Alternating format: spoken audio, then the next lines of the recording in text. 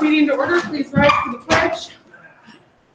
I pledge allegiance to the flag of the United States of America and to the republic for which it stands, one nation, under God, indivisible, with liberty and justice for all.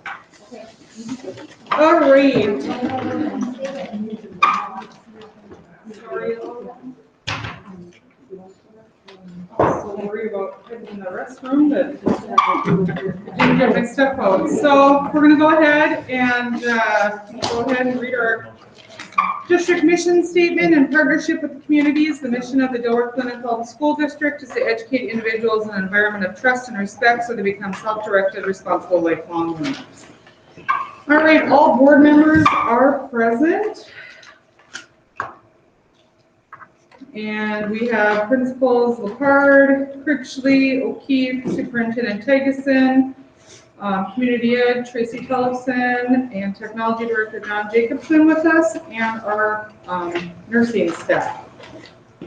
We have some changes to the agenda all from what was sent out. We have one of the special ed teachers had to withdraw their employment. They are staying in their district that they're in currently. And then there is an addition on the back to a custodian, just so you're aware and the public's aware there was a couple changes to the agenda. Do we have a motion to approve? So motion by Nicole, is there a second? Second. Second by Brittany. All those in favor say aye. Aye. Opposed, motion carries 7-0. All right, no public comments tonight. Let's go ahead, rebel recognition. Amy had a list there she's been working on. We want to recognize, we have 2021 All-State Dance Team. Annie Wally was, she's a senior in category of jazz. Grace Hawk in kick, she's also a senior, and Taylor Rothschild is a freshman. Let's see here. For girls basketball, Gabby Tucker is a sophomore. She got all conference honorable mention. Boys basketball, all conference, Logan Bitker and Owen Leach. Logan's a junior, Owen's a sophomore, and Owen also got the MVP in HOL conference for that. And then speech, the DGF speech team won subsections. Miss Martin was named subsection speech coach of the year. And Maggie Anderson and Jacob Schoenborn will be participating virtually in National Speech and Debate Association event in June. That's awesome. Yep, congrats to our kiddos. Love the senior spotlights again. If any of you are on Instagram or Twitter or Facebook, our senior high, Mr. Lepard and Tracy and Katie do a really nice job with the senior spotlight. So even after our pandemic's done, I think we should continue it, don't you think? I think it's just nice. People in the community, if you wondering where that kid's going or what they're doing, you can see this is what their plans are. So I think it's awesome. Any other recognition or anything going on? Pretty boring. Pretty dull. We're just trying to get through the next 6 weeks. Okay, we're going to move on to reports here. 6.1, DGF nursing report, department report. And I know Kayla is worried about being in the spotlight all by herself, and preface this. I assured Kayla that this, when we have these discussions as an admin cabinet, we asked Kayla to come in and give us an update as far as what are you hearing, what are the quarantines. You tell us who needs to be quarantined and give us your thoughts as far as if you think we should be pursuing trends that we should be moving. But in the end, as far as those decisions, as far as our learning model, that's really a group thing. I mean, we brainstorm that one together and see what the variables will be at the elementary, middle school, and high school. So the reason I say that is I just really want Kayla not to feel like she's going to be ganged up on with what she has to do. It's a tough job, because when you're that conduit between MDE or MDH, and as we found out today, it's not just MDH on some of these decisions like graduation, it's MDE also. So we'll talk about that afterwards. The one thing, I was asking Kayla for if she could provide some background in in particular, and then open it up to all of you to be able to ask questions as far as the process that we go through.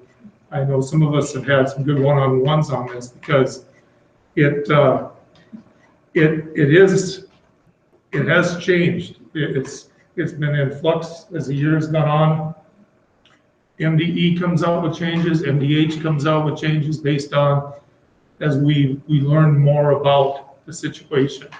So, but if Kayla, if you want, if you could just give us an update on where the numbers are right now, and in particular, what type of a process you go through with quarantining, and how you work with the principals, and principals, feel free to jump in and help with this process.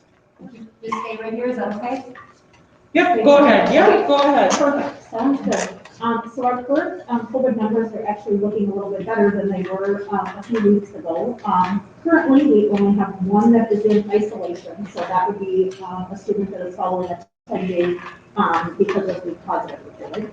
And right now, we have 44 that are in quarantine. Few of them are from school exposures, but a lot of them are from family members who are testing positive, and they're just needing to follow a school quarantine.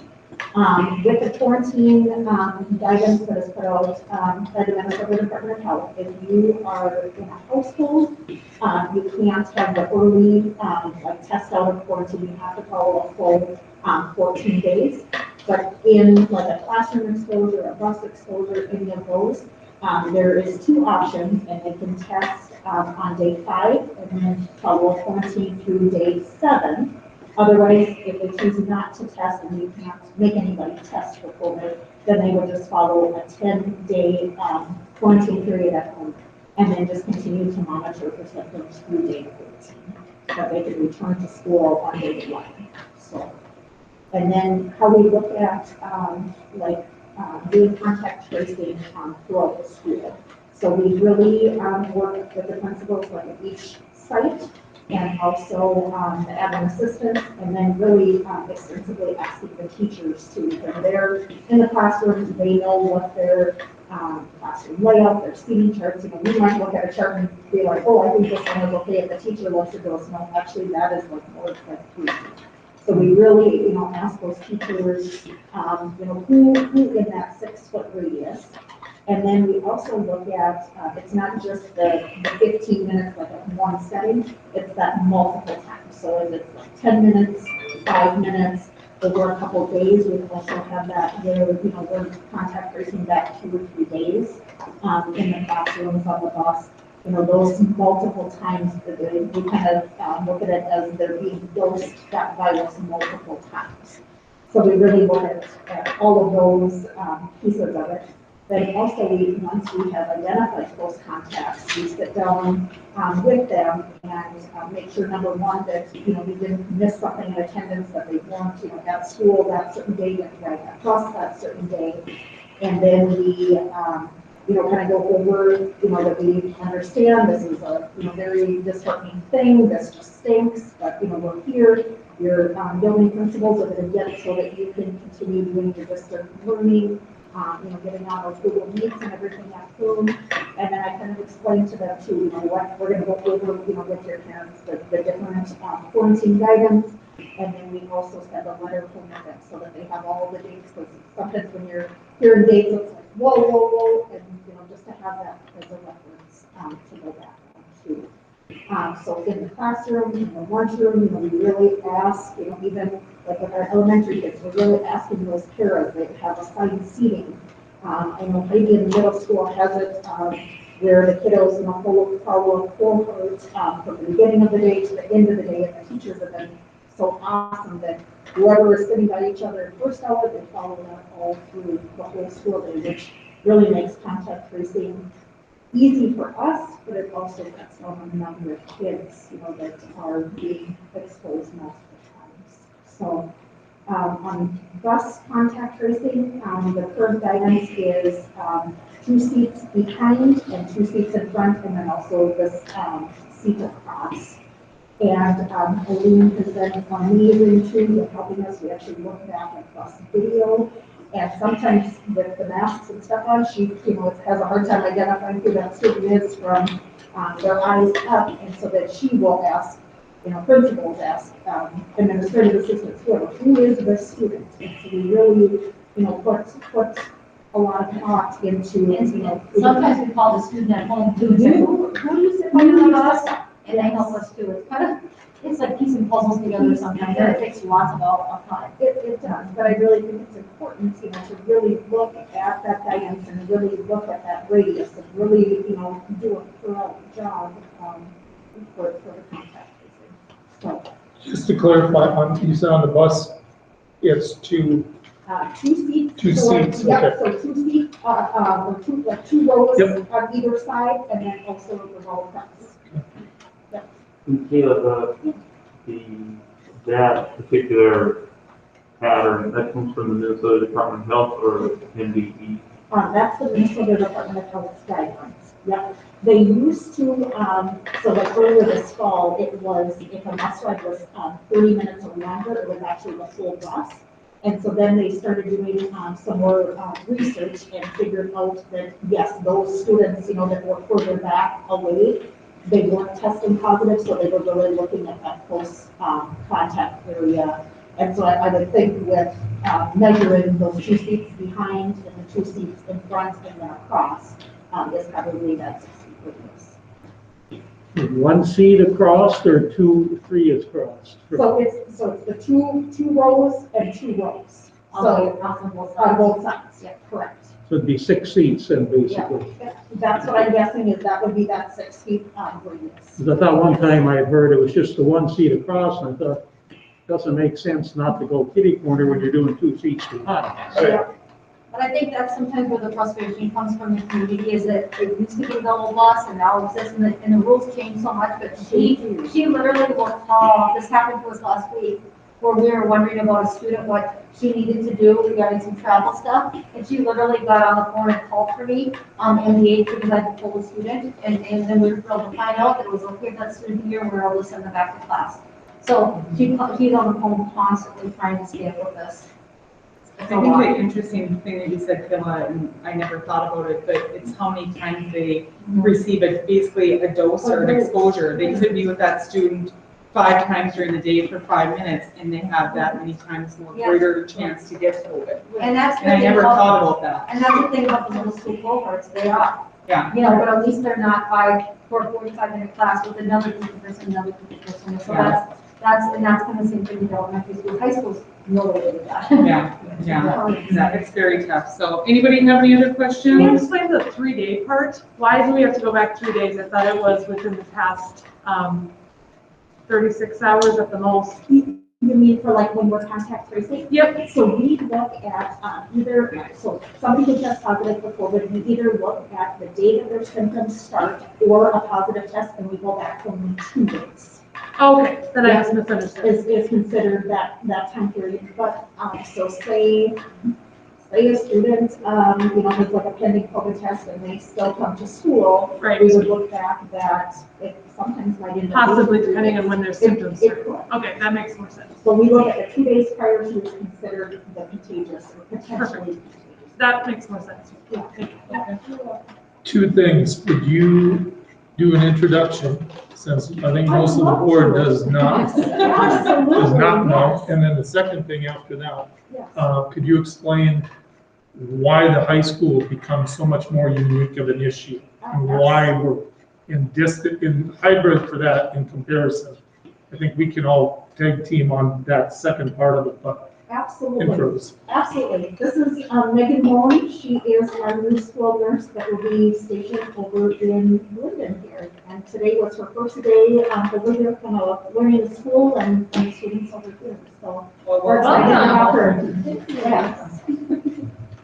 And then the second part, the uniqueness of the high school versus like the middle school, how they have their cohorts, the 6th, 7th, 8th graders, usually are taking the same classes, 6th grade, 7th grade, 8th grade.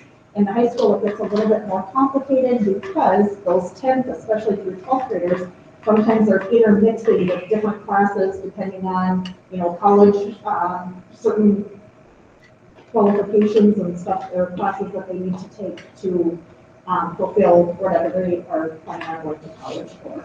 So then that gets a little bit more sticky where you can't, put them in that certain seating here. There might be a few more of those kiddos that are crossing paths multiple times in multiple ways. And one thing that goes hand in hand with that, remember the high school and the middle school, unlike the elementary, we've had the elementary, all the kids in pretty much all year other than on the Wednesdays. The high school and middle school have been hybrid pretty much the whole time, meaning that only half the kids have been in the rooms. And so now as we put all the kids in the rooms, now at least the middle school has a cohort, but the high school doesn't have a cohort. And then you add the fact that they got more kids in the room. And even though we no longer have to have them 6 feet apart, the quarantining hasn't changed. So we still have to go quarantining based on 6 feet apart. So a lot of people look at the fact that, well, you got all the kids there and why did it change so? Because we've never had all the kids there. So you've got more contact tracing potential in each of those classrooms. So high school is going to be more of an issue trying to get them. If we get clusters again, we're going to run into the same thing anytime we've got any of that. One of the reasons we don't have Shannon tonight is because Shannon's dealing with this exact thing today. So. It's fun, COVID. Well, thank you for what you're doing. I know it's been a very stressful year and it's a lot of work. Like you said, it's a puzzle and It's a trying to figure it out. So we greatly appreciate what you're doing. And the last thing I had, Kayla, checking on is, I know some of us have had texts, people have been texting me, and I'm sure some of you quite a bit about graduation prom and all those fun events. And I asked Kayla to do some checking today because I think it's a legitimate question that we have to be prepared to be able to answer with community members, parents, whomever, is why can somebody go into a restaurant and then take off their mask once they're seated? But here we're gonna have a graduation ceremony and they're supposed to keep the masks on all the time, even though they'll be in a cohort, a particular group of 6. What makes it that they have to keep their masks on the whole time? And one thing we found out is that is not an MDH recommendation. That is coming directly from MDE in the guidance for proms and for graduation. So for me, that helps a little bit because I think from a superintendent standpoint, that gives us a little bit more. We've got time. I look at it this way, we've got a month before we get graduation. The fact that we're planning for an outdoor event, my hope would be that, okay, fine, have a mask with. When you're in line waiting to come in and all that, you have your mask on, you get through and you get over seated where you're going to be in your cohort, take your mask off, just like you would be if you're outdoor seating in a restaurant or indoor seating. That's my hope.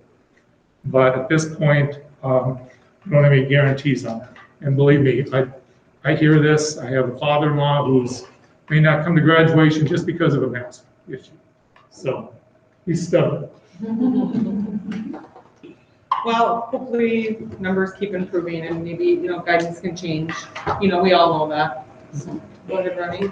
I just need clarification again on my old mind. How many bus seats are being contact traced? How many what? Bus seats are being contact traced. If you got one in the middle, that's positive.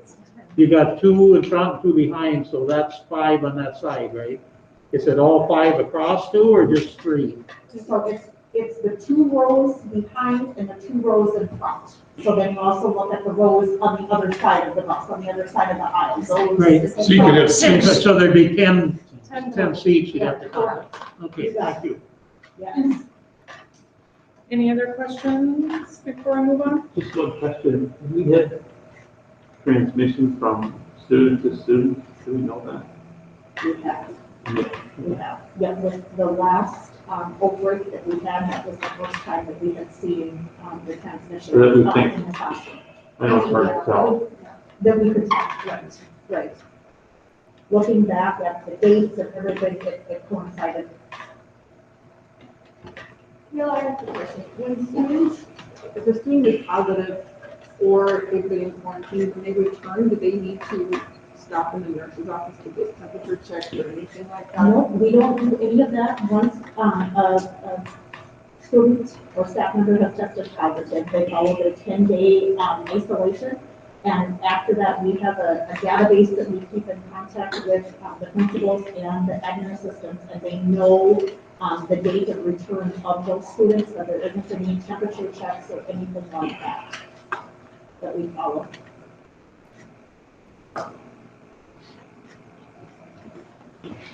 All right, thank you for being here. Thank you for clarification. We appreciate it. 6.2, John, technology report. Okay, I'll touch on a few items from the tech from an instructional overview, and then I'll go on a couple things from an operational overview. From an instructional piece, staff, students have been phenomenal. Just obviously the open willingness to learn different technologies. If there's one thing that would be one of the few positive things of the pandemic, it really kind of forces people to think differently, be more willing and more accepting of change, myself included. I've definitely learned, a lot of things through it. The senior spotlight is a good example of, that's probably something that is not going to go away after the pandemic. So it's, as we go through that journey and people learn and develop their hard skills, we work with Megan Peterson a lot through Lakes Country Service Co-op. She is the essentially the person on contract for when Andy Cox left for Moorhead Schools. Megan has helped us out. Yeah, you got the hard skills, but there's still the ongoing planning and development of, hey, what's the best way to run, have that in the lesson. You got the technology, but there's some, as we know, some technology is good fit, some of it not so good. That's going to be continually, growing, and that's a growth, that's going to be ongoing, for the foreseeable future. That position between DGF, the tech integrations position, we have advertised between the district and the Lakes Country Service Co-op. We've had just a handful of applicants, but recently we're starting to get some traction on that. So we've got some people that have got proven classroom experience. They are confident with the technology and the tools. So we are doing interviews tomorrow. So I'm hoping we'll find some candidates that, again, it's one thing to know the technology, but we really want somebody that's been in the trenches in the classroom. So we got teachers working with teachers on that, and it's less techy, but more of an academic, more integration piece. The other thing, we've had some discussions between the tech committee and some of the site leadership meetings is just a higher degree awareness of our digital subscriptions. And while that's probably not quite in probably my job role, but I'm happy to kind of help lead some of those discussions, bring higher degree awareness, because for selfish reasons, sometimes if something's not renewed, it'll be the help desk area or myself, it'll say, hey, why isn't this working? Well, it's things that we need to make sure we are, we have the existing subscriptions not only active, but trying to get a higher degree of awareness with staff saying, all right, we got math expressions. It's a math curriculum that we use at the elementary level, but we also have high Excel, both good tools, but as more curriculum is becoming more digital, these companies are going to say, yeah, that expires July 1 of 2021, if we're ready or not. Trying to have that honest discussion with staff on, all right, is this something we need to continue? Is this money well spent? And what's that fair time frame on if there is a change for some of these subscriptions? How much will notice do you need on it? Is that 6 months, 12 months? Because we're going to have different teachers in different areas say, yep, I've used this tool for the last 5 years, and now we're going to go to a different platform. What's that fair transition? So it's not, we're not pulling the rug out from you.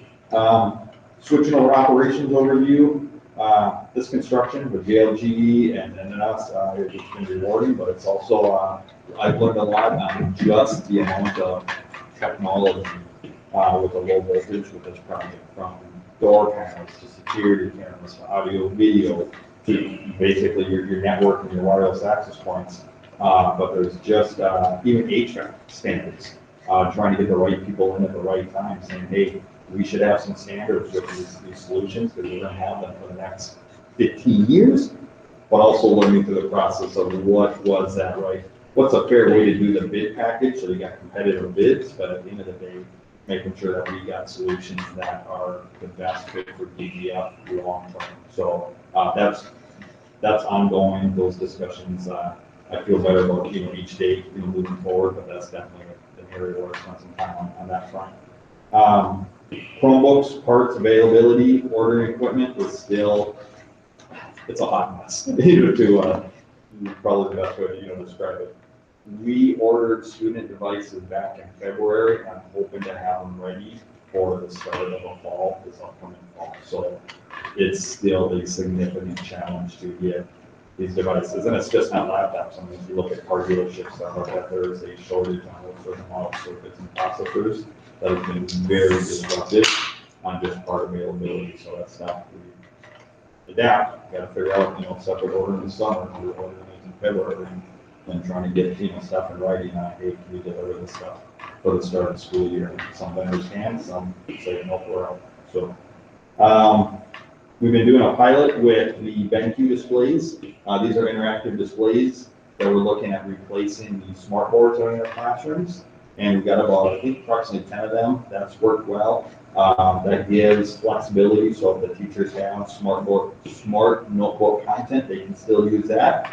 But the ones that don't, it doesn't slow them down, but it provides the district additional options down the road, so that when it's time to replace employees' devices, we're not landlocked on a certain platform. And the notebook is kind of a good example of our digital subscription, saying, hey, we have to almost choose a certain manufacturer like a Microsoft and Apple, because we still have teachers using this type of content. That display gives us flexibility, not to be dependent on one manufacturer, but yet also you spend more money up front, but you look at the cost of lamps, filters, just the wear and tear on projectors, we're going to get more hours out of a display like that on the wall versus the traditional projector. They've gone down in cost the last probably 3 to 5 years. That has made that a realistic option. It's been cost prohibitive for that, but that's a pretty common trend amongst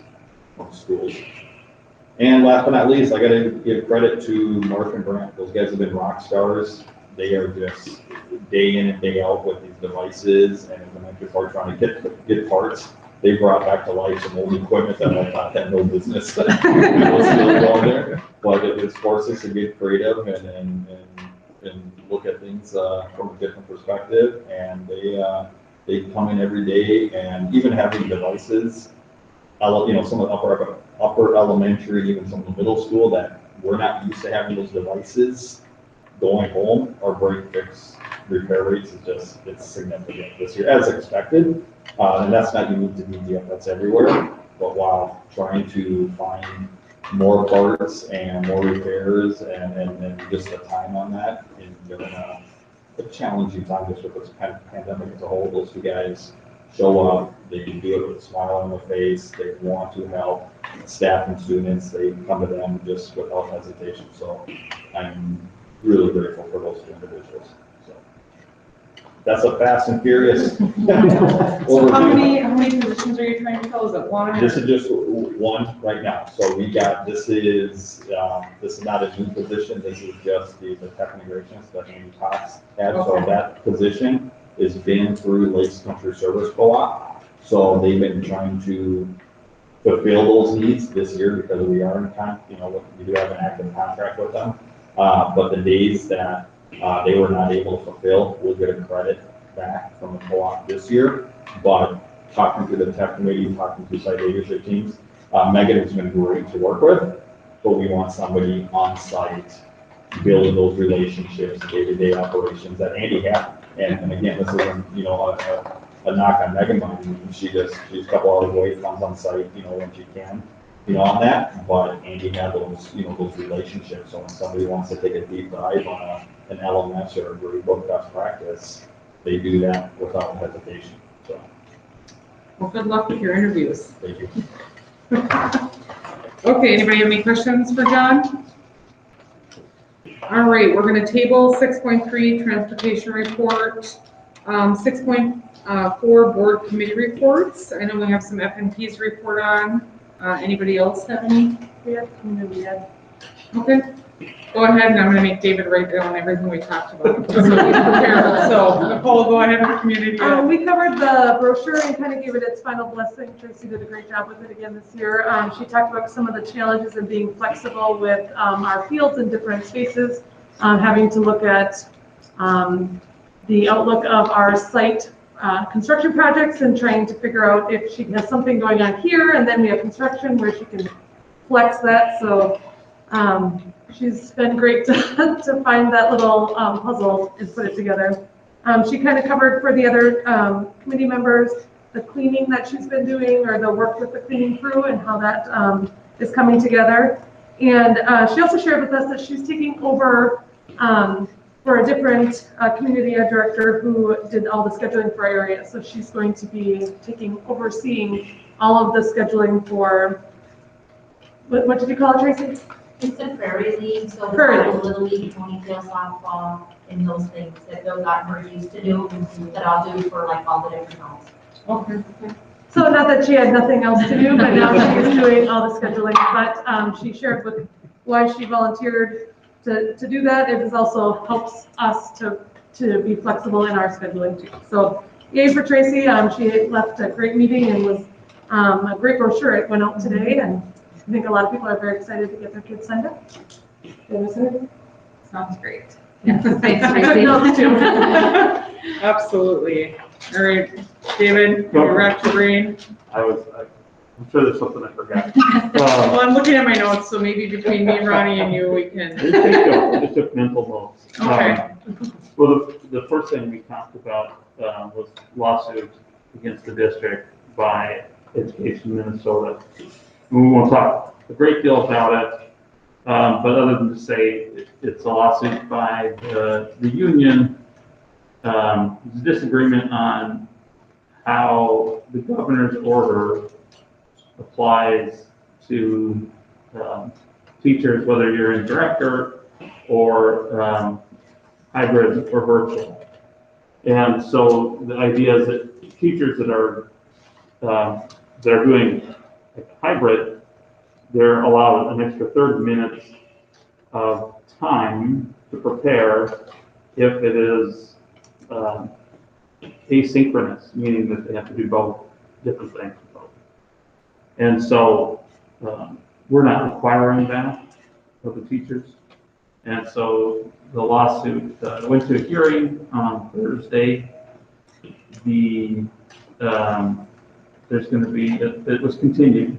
And so there's going to be essentially an evidentiary, not an evidentiary hearing, but an opportunity to respond to some information that came up. And so the judge will take it under advisement, and most likely, and then rule on that. So a little bit technical, but we believe we're following what MDE has put out. And just a disagreement between the union. One of the issues for us, of course, has to do with making sure we have enough hours. And so that is one of the things that becomes really difficult in the lawsuit. And just to clarify, I think you said hybrid? Hybrid, yeah. Because in the hybrid or the distance, they automatically get the 30 minutes. Right. It's when you're in person. Sorry, I've got that completely bollocks. So when teachers are in person, that's where this question comes up. Do you get an extra 30 minutes? And MBE has come out with guidelines that essentially say if you're teaching synchronously, you do not get the extra 30 minutes. If you're teaching asynchronously, then you do get the 30 minutes. And so there's a disagreement over whether or not MDE's guidance on that executive order really applies, or is it just the executive order? So it's essentially a question of law, whether or not what would work there. So yeah, that's all I have on that. The other thing that we talked about was looking forward, and we had Shannon with us at the last FNP meeting, and we're talking about structure going forward. But certain resignation of a middle school principal on the horizon.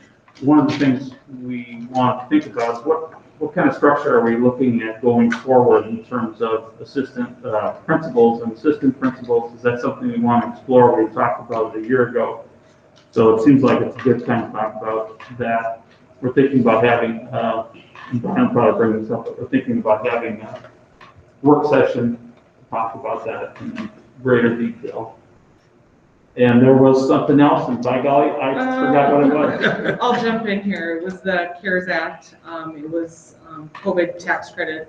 We had talked about extending that, and we did extend it to the March 31st date, and Brian can probably elaborate on that. So our employees were able to submit and get their sick time back. We did extend that. And then the other thing we talked about was, I agree, was there was one more thing. I can't remember. Anyway, those three topics, but I want to just point out, I had mentioned to all of you that I would call MSBA about our retreat in June, and I did. And so we have booked Katie Clansrud on June 10th, and we're going to do a course on high functioning boards. She was going to talk to Barb because we did get a class with our help with the superintendent search. So she was going to talk to Barb and kind of maybe meld something for us together and kind of cover that topic as well. So anyway, just wanted to let you guys know that I booked that. So that's done, and I let Brian know, Brooke knows, so when she gets the paperwork, she's not shocked that there's bill. Is that part of the retreat timeframe? Yep, that's on the retreat. That Thursday afternoon will be 3 hours of board development. So you guys put that on your calendar, and yeah, and I think, we also talked about the learning model that we were in. That's what else we talked about. The high school, middle school, and elementary. So I'm very happy that we have our kiddos back in the building, even if it's just part-time in the high school. I wish it was full-time, but you know, like Kayla said, it's just so hard. So we just need to ride this out for the next 6 weeks and hopefully finish strong and get our kids their activities and get these kids graduated and on to the next chapter of their being. So Ronnie, anything I missed or David missed? I feel like we've had a lot of effort meetings. We didn't get into a lot on that last one because both Shannon and David had a hard 1 hour timeline. And basically by the time we covered it, That's the part, I thought we were going to talk about something and I can't remember what it was, but that's fine. Yeah, I think we're good. Yeah, I think we covered it all. Anybody else have any committee meetings? I attended the leadership team for 05. And I guess the first part, they talked about the capital outlay process, talking about future needs for when they do switch buildings, you know, what is that gonna look like as far as furniture and technology needs. That was a big one. They also were brainstorming about what summer school is gonna look like this year as far as if they're gonna feed the kids, transportation, you know, how much staff, you know, all those sorts of things. That was a big one. And also they're discussing about reviewing the science curriculum. And the teachers wanted to kind of put that on hold for another year, that they would do that next year. That was what, you know, I kind of wanted to do, but maybe start piloting a new program. So I guess it's been a much, it's been a long time, I guess, since the science curriculum has changed in elementary. All right. The only other thing was I know some people had inquired after I had messaged you about the property across from the middle school doors, and just that it wasn't a feasible option at this time. But I just thought we should go on record and say that we did look into it, and it just wasn't a viable option. Perfect. Yes, and it's too bad too, because we talked about it a couple of years ago and it just hasn't materialized, but great question. Thank you for seeing it. You know, I don't drive by there enough to even see the signs, so we have someone living right next door texting us, so we gotta give you a little treat too.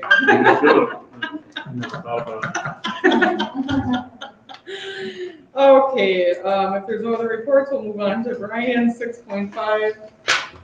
Yeah, it is unfortunate, and You know, I talked to one of the owners yesterday, and we talked for quite a bit about the what ifs. If it ends up that this thing doesn't go through with who they, you know, I think they've got an offer on the table and trying to work through those details. And it's unfortunate because it's a perfect setting. You know, we could have extended that. All of a sudden now you got 2/3 of that block, and it's a double lot deep for both of them. And, you know, between our existing and that next one, you're talking about probably 0.6 of an acre. So it would take care of the long term, you know. But when you're looking at the value of the house being about 140,000, it makes it kind of difficult when you don't need the house. I don't think we want to start moving it, and it would be a heck of a project for the kids to redo a house, but no. The science curriculum, that was something that had come up, and I know the principals had brought up that they had that discussion last week. And part of the reason is because the new science standards are coming out to be implemented in 23-24. So it is good timing, but boy, there's a lot on plates right now. And so with the fact that you got a transition year coming up and all of that, I don't think they need to take on another one. And the fact that, so I think they made a good choice on that as far as the recommendations, because remember, we just got the math curriculum, and just a couple of years before that, we got the reading curriculum. So, you know, just adding another one, just say, hey, we're taking on more. It's like throwing stuff on the plate and not taking it off the plate. So, good move. The funding as far, or the COVID, yes, we had a number of staff members. We know that the federal government extended the tax credit through March 31st.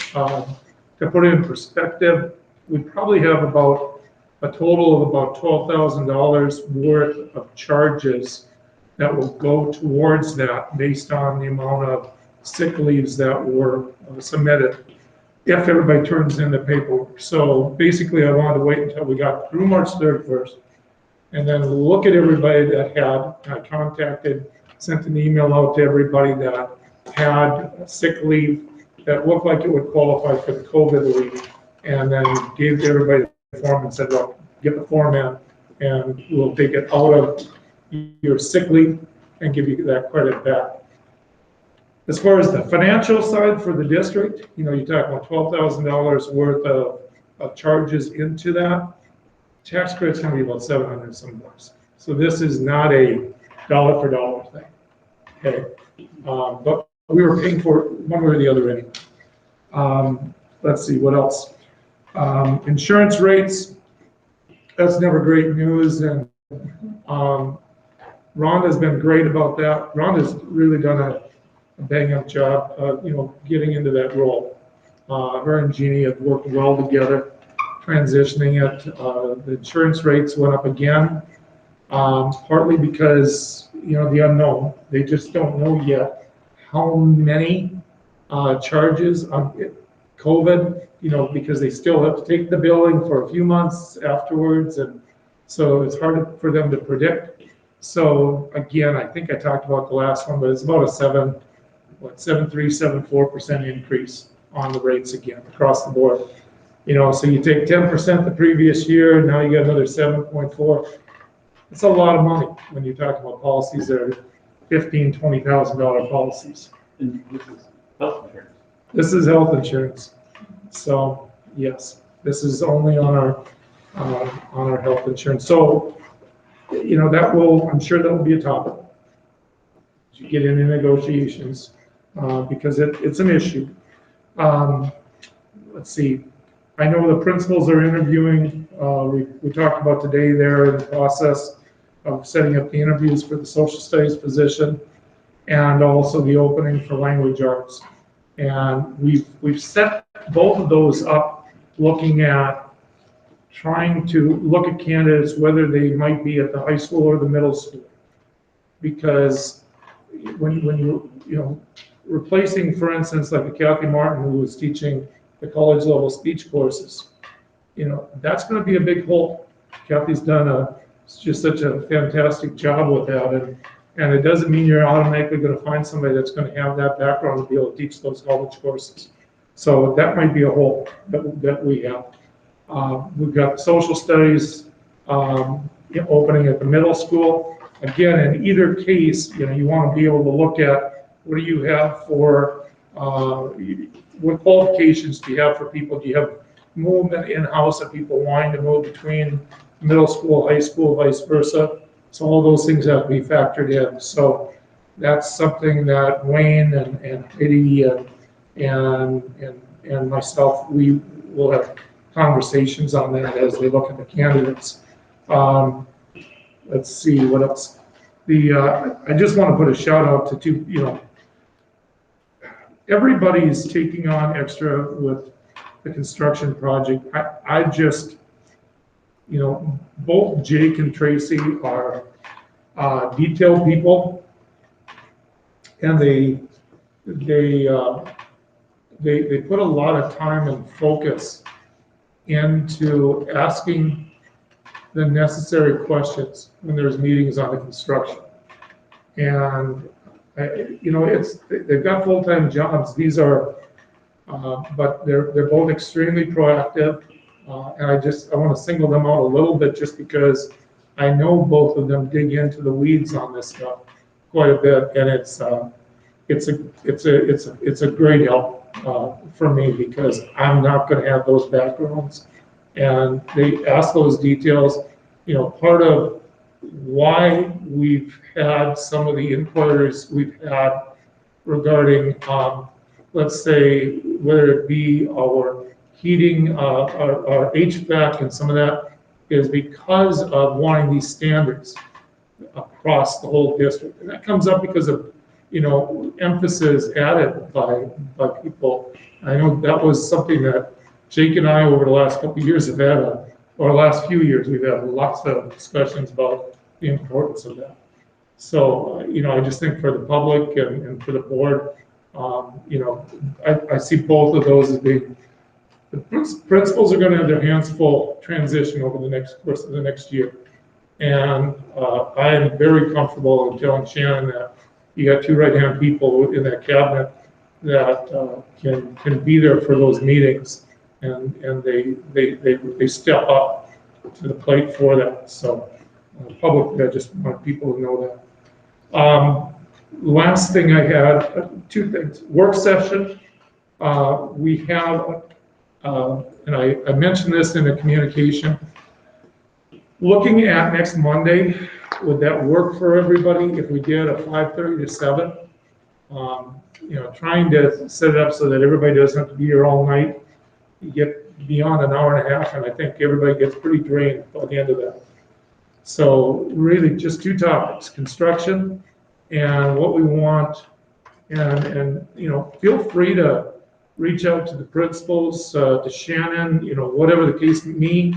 I'm sure I'll have an opinion, even if I'm not here, but as far as what you want to look at as far as the admin makeup, because as we've talked before, whether you want to look at a 4-1, a 4-2, 3-2 over time, where are you headed with this? How many lead principals, assistant principals?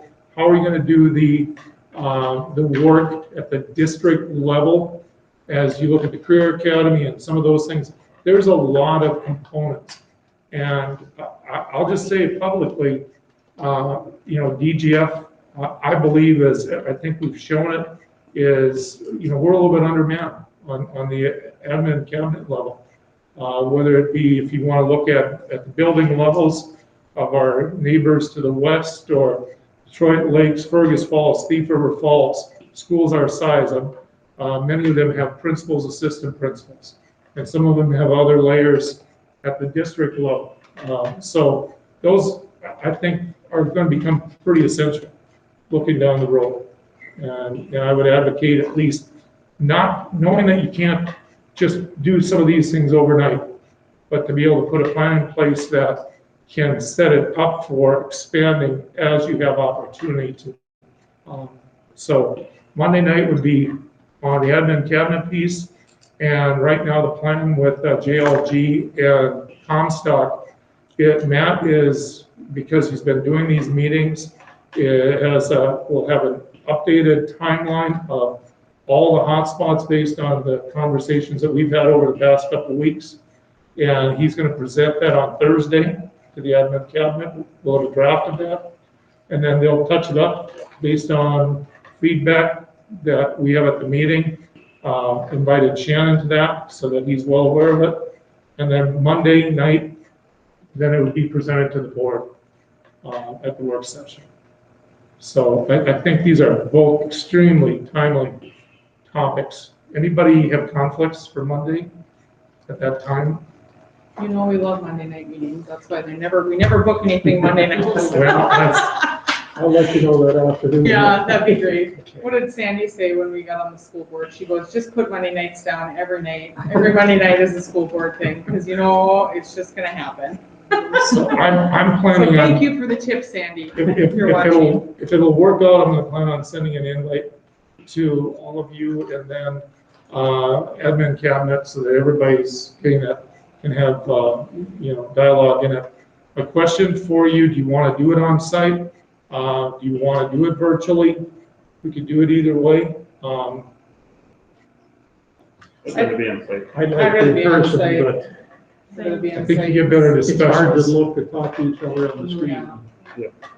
Okay, we'll plan for that, and if they have to have a couple of people that are gonna come in virtually, at the very least, we'll have the timelines, hard copies, we should be able to have in advance. And my hope is that we can get those by the weekend, so you guys can be looking at it and maybe get some questions based on what you're seeing from it. It will be an invite, so if I have to do it virtually, I can just click on it, so. Yeah, I think we'll have to have a link for that. So, other than that, I gave you some updates. There's 3 sets. The first one is, of course, from Valerie. She's for MASA. But this is basically the latest updates on what's happening legislatively. And then the second 2 packets, third packet, is a breakdown by school district of the funding associated with the money with the pandemic, whether it be coming from the state or whether it be coming from the federal government. So the second one is FY22, this next year, and the last one is FY23. The key here is, in the column that is pretty important, is column D. And I can tell you that on the second set, we are at the top on, so fiscal year 22, if you go to page 7, right at the top, it's the third one down. These are all organized by district number. And then if you want to look at fiscal 23, it's on the very top of page 6.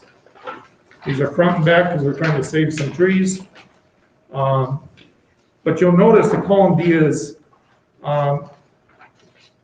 exactly, it's the same amount of money in column D, because that's the total of all of the funds.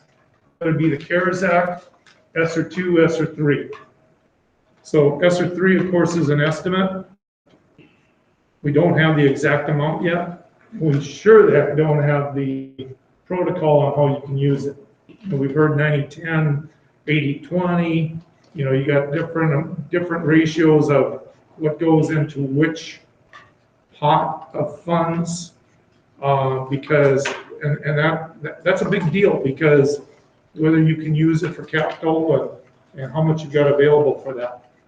And I gave you the whole state report because you'll notice it varies quite a bit by school district.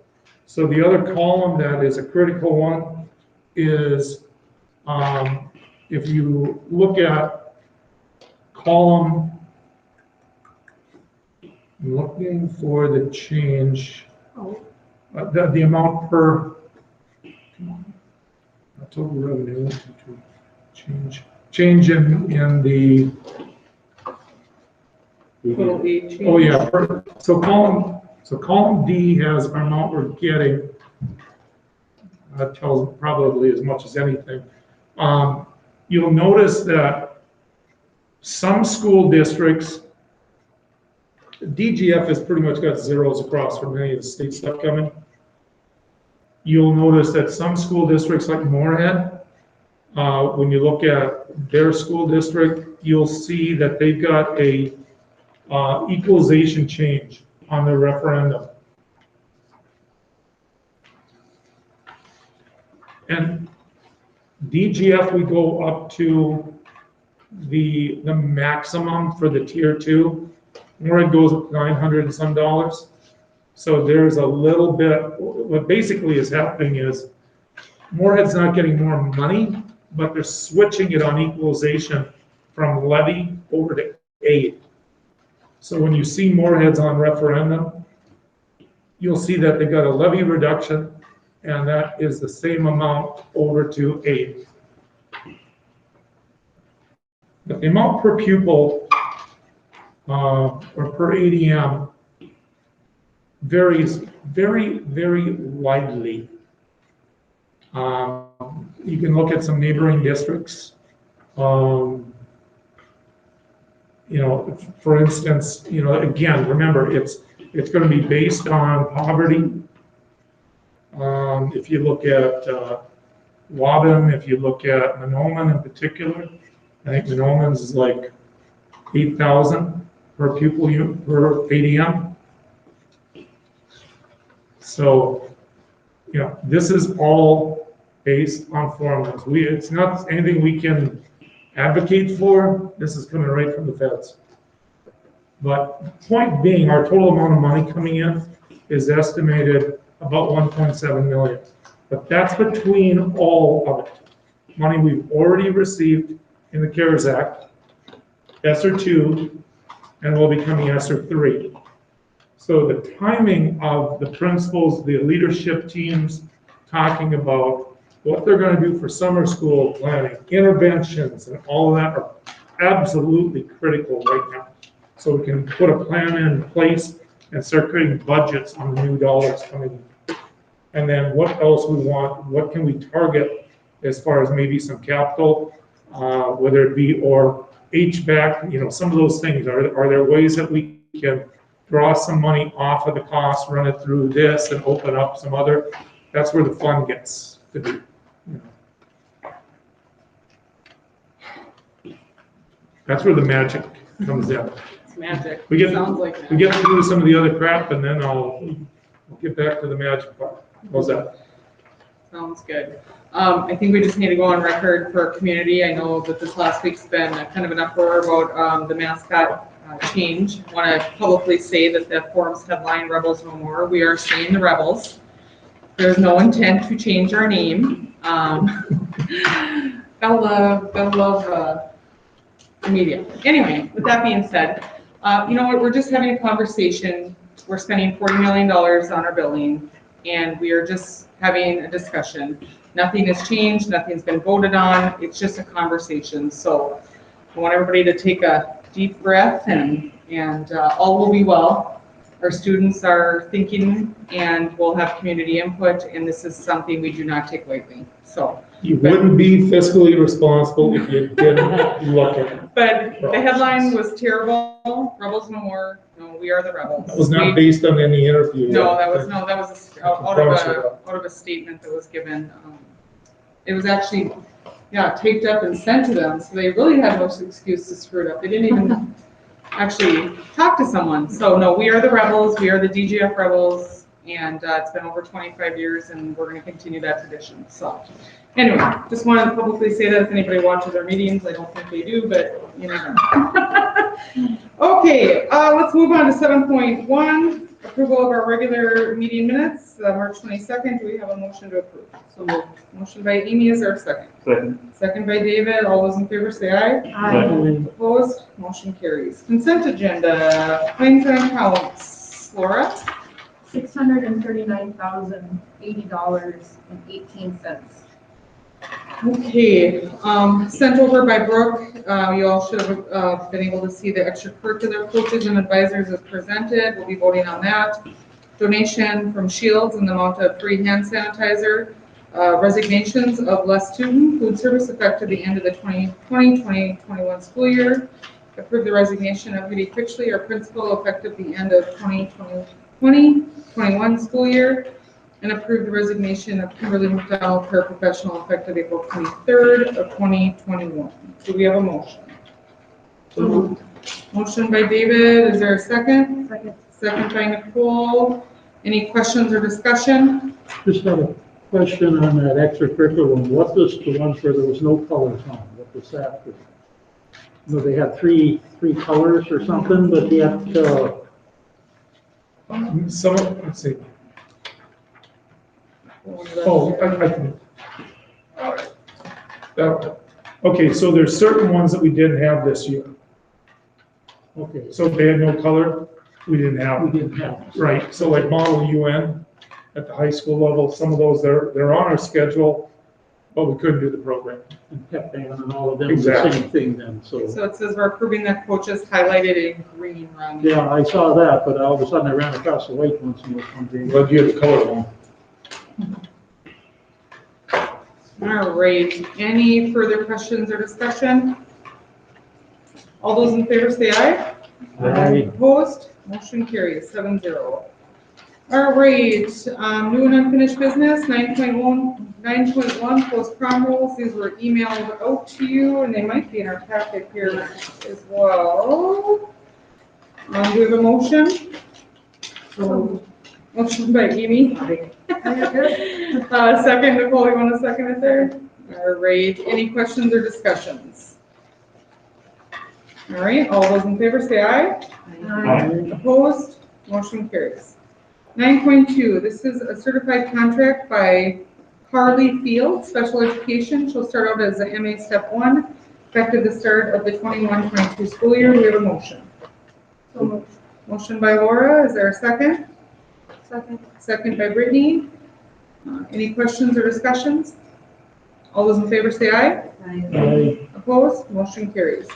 9.3, this is a certified contract for Tiffany Hushel. Sorry if I mispronounced your name. School psychologist. This is awesome. This will fill Carol's position. MA plus 30, step 7. This is the effective the 21-22 school year. Is there a motion to approve? Motion by Brittany. Is there a second? Second. Second by Ronnie. Any questions or discussion? All those in favor say aye. Aye. Opposed? Motion carries. 9.4, this is a non-certified contract for Ashley Finton, paraprofessional, effective the start of the 21-22 school year. Do we have a motion? Motion by Nicole, is there a second? Second by Laura. Any questions or discussion? All those in favor say aye. Opposed? Motion carries 7-0. 10.1, non-certified contract for Yvonne Weigscheld. Apologize if I butchered your name. Effective April 26th of 21. Do we have a motion? Motion by David. Is there a second? Second by Nicole. Any questions or discussion? All those in favor say aye. Opposed? Motion carries 7-0. All right, 11.1. Well, we're going to add onto the bottom, or however you want to do it. We'll have a work session next Monday night, 5:30 to 7. If you want to add that in. And then fiscal personnel will meet at 5 o'clock on Monday, April 26th. Ronnie, just let us know if you're going to be in the field or if we need to meet at night or a different time for you for fiscal personnel. So, and then the board meeting will follow up on the 26th at 6. So any other thing we need to bring up? If we can move it to afterwards, or maybe on another evening. I'm just thinking that there probably will be some pertinent things that will be for action items on the 26th that we want a fiscal personnel meeting before the meeting. Okay. Why don't we just, I guess I'd rather go after than. That's why I'm wondering if we So- might maybe do it another night virtually, Possible too. and maybe we put, how about we just put to be determined? yeah, to be determined, yeah. It might be easier, because I do think we're gonna need. Yeah, I think we will too. It just, depending on what Ronnie And maybe it's before the 26th too. Exactly. So, You just let us know where you're on the field. And we'll I make think it we work. just maybe think about a virtual one instead. Yeah, maybe a Sunday night one. Okay, Yeah, it works. yep, we can make it work. Anything else we need to discuss, team, before we head out of here? Sunday night at 9 looks real good. Sunday night at 9. As long as you don't mind me in my stained sweatshirt and my hair in a pony with Well, we a. just put that background there like you're talking, you don't worry what you look like. That's right. All right, this meeting's adjourned. It is 7:05. Thank you all. David, and Nicole, I want to borrow you for a minute here. Sure can. Also, just so you have a meeting tomorrow. Actually, we have office and over to the district office tomorrow, working the business office.